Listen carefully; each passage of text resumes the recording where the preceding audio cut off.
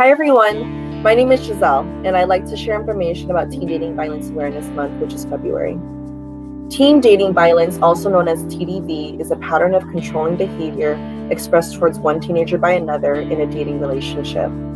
TDV comes in different forms of abuse that youth experience, such as emotional or psychological, verbal, sexual, and physical abuse.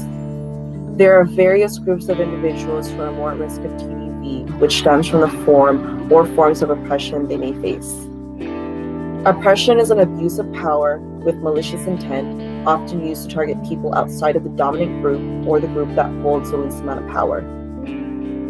Oppression may use privilege at the expense of those in the minority or in the groups mentioned in privileged classes. An example of this would be intentionally creating military laws that discriminate against soldiers who identify as transgender.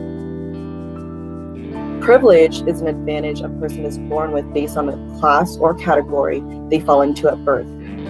This includes race, ethnicity, gender, sexuality, physical or mental ability, and social class. Privilege can be used to gain higher status within society based on resources available according to the class one falls in. An example is students going to school in affluent neighborhoods may have access to better resources because of the property taxes that help fund schools. Individuals who are more at risk for TDV are the LGBTQ+ community, teens who live in one-parent homes, are exposed to community or neighborhood violence, or who have experienced abuse or assault in their past, or experience it currently. The COVID-19 pandemic has escalated the risk for victims with school and community program closures.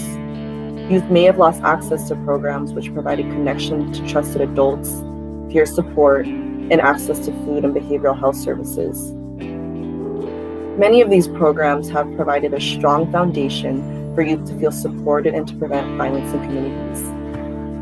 Bringing awareness to violence is the most important aspect of preventing it. Providing prevention education and resources for those who have experienced violence plays a major role in guiding communities and families. These are some of the many actions that we can all individually practice in our society to prevent violence. Educational programs, recreational centers, and spaces for communities to unite help build resilience. When communities have inclusive places to share, they are able to connect on a personal level, which strengthens their unity. Providing general resources and support to communities also protect them.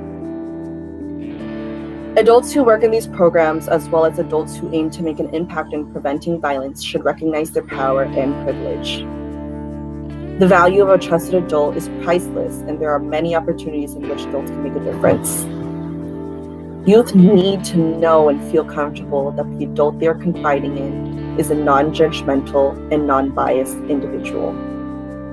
The rapport and interaction that an adult can provide for youth may encourage the individual to be an activist and work towards spreading awareness of violence.